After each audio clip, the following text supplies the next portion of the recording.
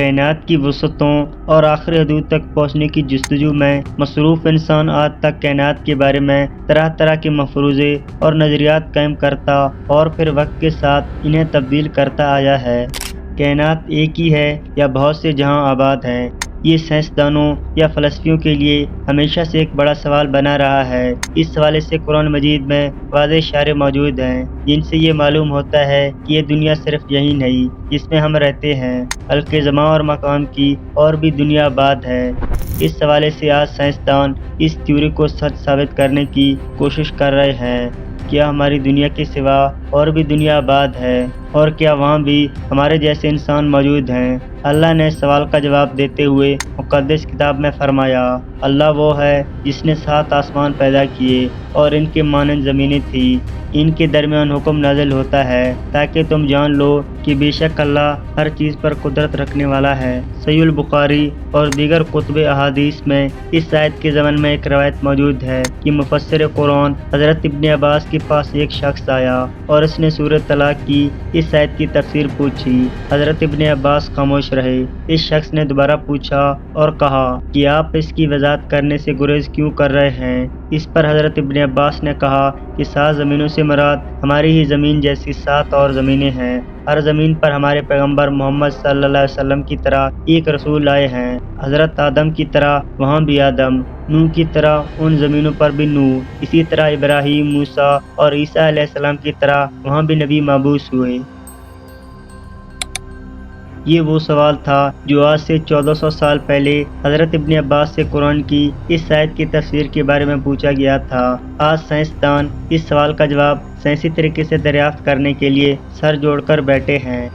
Doctor مورس بوکائی کی کتاب اسلام، بائبل اور سائنس میں انہوں نے لکھا ہے کہ ان کی تحقیق کے مطابق قرآن مجید میں 7 کا عدد کثرت سے استعمال کیا گیا ہے، جیسا کہ یونانی اور رومی بھی 7 کے عدد کو اپنے روحانی اور مذہبی علوم میں کثرت سے ذکر کیا کرتے تھے۔ لہذا ممکن ہے کہ 7 زمینوں سے مراد یہ ہو کہ ہماری زمین کی طرح ہی اور بہت سی زمینیں کائنات میں موجود ہوں، کوئی انسان کو ان کی طرف رسائی نہیں۔ آج سائنس کے مطابق بے شمار دوسرے سیارے اور سورج کی طرح ستارے اس کائنات میں بکھرے پڑے ہیں اور ہمارا نظام شمسی اس کائنات کا صرف ایک چھوٹا سا ٹکڑا بھی نہیں۔ دراصل ساحل سمندر پر ریت کے ذرات کم ہیں، مگر کائنات میں پلانٹ، سیارے اور سورج وغیرہ اس سے کہیں زیادہ ہیں۔ لیکن قرآن مجید کی اس آیت کی بات کریں تو علماء کے درمیان مختلف نظریات اور آراء پائی جاتی ہے۔ کچھ علماء کا خیال ہے کہ اس سے مراد 7 مختلف زمین اور آسمان ہے، جبکہ کچھ کی رائے یہ ہے کہ 7 کائنات ایک دوسرے کی ہم شکل ہیں، یعنی زید نامی اگر ایک آدمی اس زمین پر موجود ہے تو وہ مزید 6 زمینوں پر بھی موجود ہوگا۔ صوفیہ کرام کے ہاں بھی 7 زمینوں اور آسمانوں اور 7 آدم و حوا کا ذکر ملتا ہے۔ لہذا مشہور صوفی بزرگ شیخ ابن العربی کے متعلق ایک واقعہ نقل ہوا ہے۔ شیخ ابن العربی فرماتے ہیں کہ میں نے ایک مرتبہ ایک ایسی قوم کے ساتھ بیت اللہ کا طواف کیا کہ جن کو میں نہیں جانتا تھا۔ ان میں سے ایک نے مجھ سے کہا کہ کیا تم مجھے جانتے ہو؟ میں نے کہا نہیں۔ اس نے کہا کہ میں تمہارے سب سے اولین آباء و اجداد میں سے ہوں۔ میں نے پوچھا تمہیں مرے ہوئے کتنا عرصہ گزر چکا ہے؟ اس نے کہا 40,000 سال سے کچھ زیادہ۔ میں نے کہا آدم کو تو گزرے اتنا زمانہ نہیں ہوا۔ اس نے کہا کہ تم کون سے آدم کی بات کر رہے ہو؟ کیا تم اس آدم کی بات کر رہے ہو جو تم سے قریب ہے یا کسی اور آدم کے متعلق بات کر رہے ہو؟ لہذا شیخ ابن العربی فرماتے ہیں کہ جب میں نے اس کی یہ بات سنی تو مجھے وہ حدیث یاد آ گئی کہ اس کائنات میں 7 زمین، 7 آسمان اور ہر زمین پر آدم و حوا بھیجے گئے۔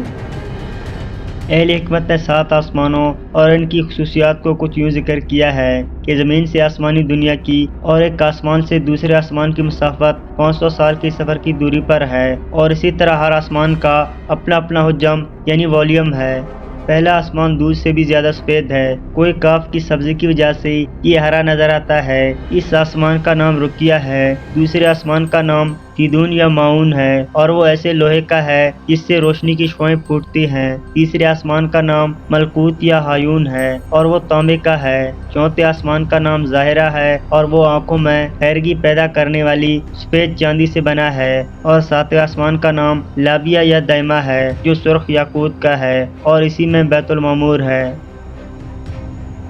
اسی طرح حضرت محمد مصطفیٰ صلی اللہ علیہ وسلم کا سفر معراج اس بات کا واضح ترین ثبوت ہے کہ حضور صلی اللہ علیہ وسلم نے براق پر سفر کرتے ہوئے جبرائیل امین کے ساتھ تمام آسمانی راستوں کو پار کیا، جس کے اندر 7 آسمان بھی شامل تھے، اور حضور نے تمام آسمانوں میں پیغمبروں اور رسولوں سے ملاقات کی، جبکہ 7 آسمانوں اور زمینوں کی ایک تعبیر جدید نظریہ ملٹی ورس کی شکل میں دی جا سکتی ہے۔ دراصل ہماری زمین میں کچھ جاندار ایسے ہیں جنہیں ہم اپنی آنکھوں سے دیکھ سکتے ہیں، جبکہ کچھ ایسے جاندار ہیں جو ہماری نظروں سے بھی اوجھل ہیں، بلکہ اسی طرح جنات اور فرشتے بھی موجود ہیں جنہیں ہم نہیں دیکھ سکتے کیونکہ ان کا وجود ایک دوسرے ڈائمیشن میں ہے۔ اسی نظریے کو ملٹی ورس کا نام دیا جاتا ہے، یعنی اس کائنات کی طرح کی کائنات کا وجود ہونا، باوجود اس کے کہ ہم نہ اس کائنات کو دیکھ سکتے ہیں نہ کبھی اس میں داخل ہو سکتے ہیں۔ حدیث مبارکہ کے مطابق پہلے آسمان کے مقابلے میں دوسرا آسمان اتنا بڑا ہے جیسے کسی صحرا کے درمیان، اور دوسرا آسمان تیسرے آسمان کے سامنے ریگستان پر پڑے انگوٹھے کے برابر ہے۔ اسی طرح 7 آسمان دوسرے آسمان سے بڑا اور وسیع ہے۔ 7 زمینوں اور آسمانوں کی وسعتوں کو نہ ہی انسانی دماغ سمجھ سکتی ہے اور نہ ہی اسے بیان کیا جا سکتا ہے، لیکن انہیں تصور کر کے ایک لفظ کا مطلب ضرور سمجھا جا سکتا ہے: اللہ اکبر، یعنی اللہ بہت بڑا ہے۔